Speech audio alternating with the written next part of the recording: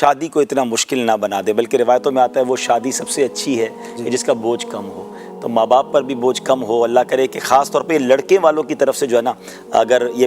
پیغام ملنا شروع ہو جائے کہ ہمیں کچھ نہیں چاہیے اور ہم بغیر جہیز کے، یا جو مختصر یہ جہیز ہوتا ہے،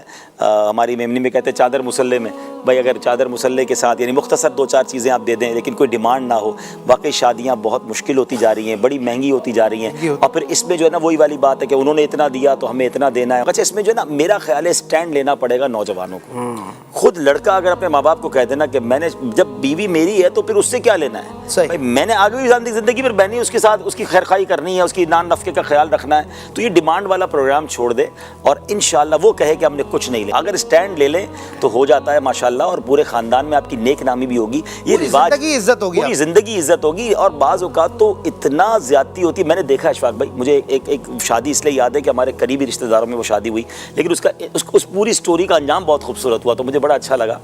بہروز بھائی ہوا یہ کہ اب ایک میمن کمیونٹی میں ہمارے ایک رواج ہے کہ ایک کمیونٹی میں کہ شادی کے لیے لڑکی والوں کو گھر لے کے دینا ہوتا ہے، تو گھر لڑکے کو مل گیا اور شادی ہو گئی۔ بعد میں اس لڑکے کو پتا چلا کہ یہ گھر دینے کے لیے سسرال والوں نے اپنا گھر بیچ دیا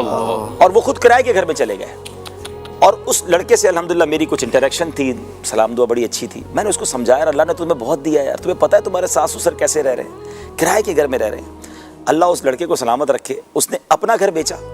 اپنے سسرال والوں کو واپس گھر دلایا، اپنے ماں باپ سے مشورہ کیا پہلے اور پھر اپنے ماں باپ کے ساتھ رہنا شروع ہو گیا۔ بولا میں آپ کے ساتھ رہوں گا، آپ کی خدمت کروں گا، کیونکہ میری وجہ سے میرے سسرال، وہ بھی تو ماں باپ ہے نا، اور وہ کرائے کے گھر میں چلے گئے اپنا گھر چھوڑ کر۔ آپ جو اشفاق بھائی نے جملہ کہا نا، اب تک اس بندے کی اپنے سسرال میں جو عزت ہے نا، یعنی وہ رو کے دعائیں کرتے ہیں اس کے لیے کہ ایسا داماد کب ملے گا کہ جو ہمیں گھر لے چکا اور گھر بیچ کر واپس ہمیں گھر دلایا۔ تو یہ وہ مثالیں ہیں جو ہمیں سوچنا، مطلب یہ میں کیسے خوش رہ سکتا ہوں کہ میرے پاس میری زوجہ تو آ گئی، میرے سسرال والے قرضے میں چلے گئے۔ کچھ خاندانوں میں ہے ایسا ماشاءاللہ، جو کرتے ہیں نا، وہ کہتے ہیں ہم اپنی بہو سے کچھ نہیں لیں گے، اور پھر اللہ پاک نے ان کو عزت بھی دی، اور کم نہیں ہوتا یار، ہمارے نصیب کا ہمیں مل کر رہے گا، کسی کا لے کے، یعنی شادی کے چکر میں بوڑھے ماں باپ کو مقروض ہوتے دیکھا ہے، ساری زندگی وہ بیٹی تو بیاہ دیتے ہیں اور پھر ساری زندگی قرضہ اتارتے رہتے ہیں۔ کیوں کرنا ہے ایسا بھائی؟ اگر اللہ نے آپ کو نوازا ہے تو یہ جہیز کو ختم کریں، اور یہ جو سادہ جہیز ہے اس کو لے کے رکھیں۔ ہماری بہنوں کی عمریں بڑھ رہی ہیں، شادیاں نہیں ہو رہی ہیں۔ اچھا لڑکے بھی پریشان ہیں، دیکھیں گناہوں کے دروازے کیوں کھول رہے ہیں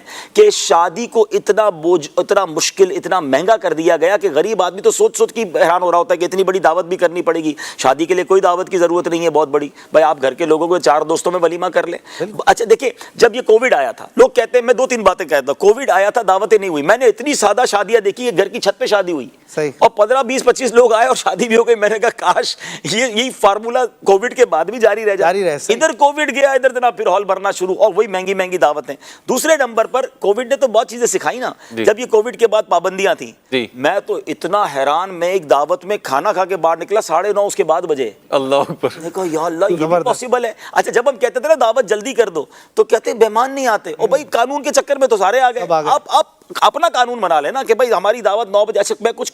سوسائٹی ان کو جانتا ہوں، کمیونٹیز کو، میں نام نہیں لینا چاہتا آن ایئر، بڑا اچھا لگا مجھے